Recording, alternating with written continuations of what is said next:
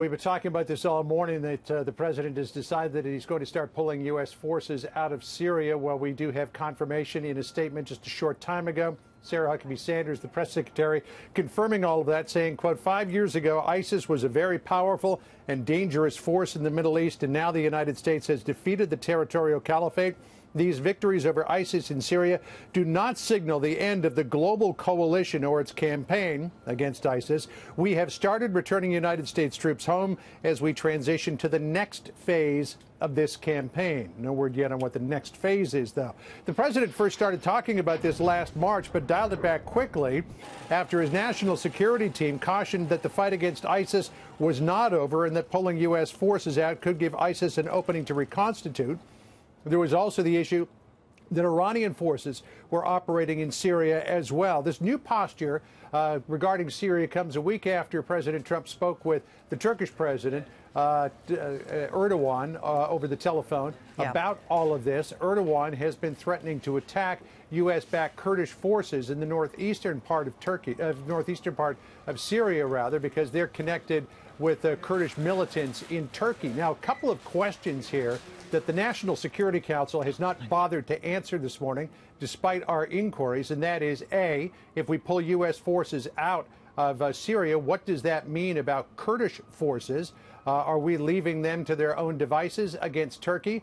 We have left forces to fend for themselves before in Afghanistan. It didn't turn out well for the United States. The other issue is the National Security Advisor John Bolton specifically said ahead of the United Nations General Assembly back in September that U.S. forces would not be leaving Syria as long as Iranian-backed forces continue to operate in Syria. So a couple of open questions, Julia, that we do not yet have the answers to, though we have reached out to officials to try to get those answers. Okay. What is the latest word, moving on now, on this possible government shutdown of the White House possibly coming up with a negotiation here to prevent that from happening? Well, Mitch McConnell said a short time ago that he is going to introduce later on this morning in the Senate a proposal, a continuing resolution to fund the government through February the 8th. And it appears as though the White House is likely going to have to eat that. As much as the president has said in the past that he didn't want a continuing resolution, wanted $5 billion for the wall. The president has backed off on the demands for $5 billion for the wall. It seems as though he'll take, as much as he can get out of Congress. The latest proposal was for $1.6 billion, with another $1 billion thrown in there for border security, though it wasn't specifically allocated.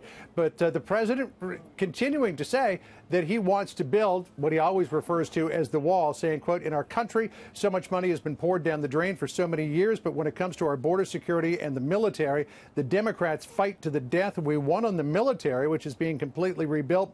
One way or the other, we will win on the wall.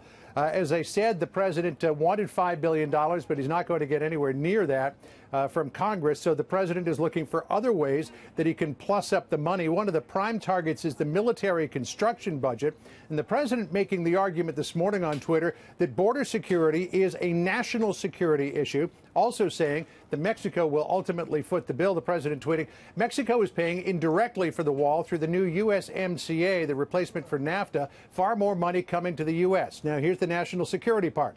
Because of the tremendous dangers at the border, including large-scale criminal and drug inflow, the United States military will build the wall. Kellyanne Conway this morning saying the president has a duty to control the border. Listen here. When the president says he's not going to back down from border security and that he'll find the money, quote, one way or the other, it's because he has a solemn obligation to all of us, including people who didn't vote and people who didn't vote for him, to make sure that we are protected in our communities. Folks, this is everybody's business. This has to be nonpartisan. This is about border security. It's a sovereign nation. So at least if the White House does not dig in its heels this morning, Julie, about this, it looks like the White House is going to have to agree to sign a continuing resolution if it passes through the Senate again. It would keep the government funded through February the 8th, but not give the president what he's looking for. Julie? All right, John Roberts, thank you.